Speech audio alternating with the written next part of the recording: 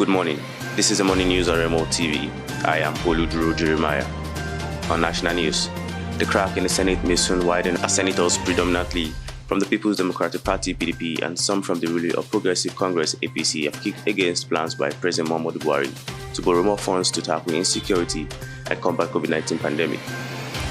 The senators who expressed their displeasure said President Buhari was yet to account for the $1 billion he withdrew from the excess group account ECA to tackle insecurity.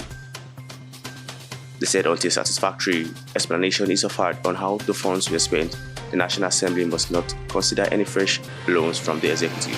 Already the House of Representatives is investigating the expenditure of security funds by the service chiefs. Still on national news, the federal government plans to enforce the licensing of over-the-top OTT players. It appears such a move is not a priority for players.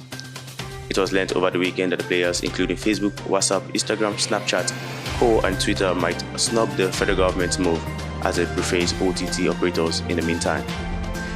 A senior official of Facebook said the social media platform is not responding to issues as regards licensing and registering of Facebook in Nigeria. If it is to respond to why we deleted President Buhari's post, yes, we can respond to that, which we have been doing. Such posts negate the principles of Facebook. But whether we are coming to register formally here, we are not responding to that, at least for now, the official said. On international news, Alan Foster is expected to resign as Northern Ireland First Minister today, starting the clock ticking on a 7-day deadline for Sinn Féin and the DUP to agree to go back into government with each other. If they fail to reach agreement, the Stormont executive will cease to function and another secretary, Brandon Lewis, will be obliged to set a date for an election within a reasonable time. The DUP has nominated Leghorn Valley MLA Paul Given to be the first minister, but it is not that simple. Sinn Féin has to endorse him and agree to go back into power-sharing administration by nominating a deputy first minister. The person would once again be Michael O'Neill. Based on statement from the two camps yesterday, the omens are not good.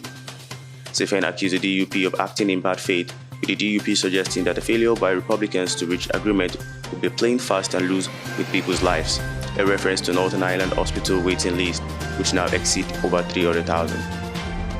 On sport news, Novak Djokovic claimed a 19 Grand Slam title and became the first man in 52 years to win all 4 majors twice when he came from 2-set down to beat Stefanos Tsitsipas in a gripping French Open final on Sunday. The world number 1 triumph 6-7, 6-8, 2-6, 6-3, 6-2, 6-4 over the Greek 22-year-old who was playing in his first Slam final. Djokovic is now 1 major away from equaling the all-time record of 20 jointly held by Roger Federer and Rafael Nadal. It was the second French Open crown for Djokovic after his 2016 victory and adds to his 9 Australian Opens, 5 Wimbledon titles and 3 at the US Open. The 34-year-old is the first man since Rod Laver in 1969 to win all 4 slams on multiple occasions and just the third in history. He's also the first man ever to win a slam title by twice coming back from 2-set down in the same tournament. And lastly, on entertainment. Released in June 2011, Superstar attained star status with Superstar, a commercially successful and critically acclaimed body of work. To celebrate his 10th anniversary, Wizkid released a docuseries titled The Superstar Made in Lagos on his YouTube page. It features an interview series alongside industry giants like his mentor Banky W, comedy legend Alibaba, Afrobeat veteran Femi Kuti, and his mentee Terry.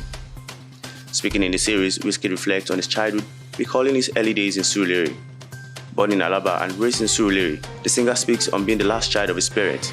In what he described as a spiritual home, Wizkid reveals he followed his Muslim dad to the mosque and his Christian mom to the church. Wizkid started his career under the tutelage of Banky W Empire Mate Entertainment. And that's all on the morning news on Remote TV. For more news, you can check us on our social media platforms on Facebook, Twitter, Instagram, and YouTube at Official Remote TV. Better still, visit our website at www.remotetv.com.ng. I am Oluduro Jeremiah. Good morning.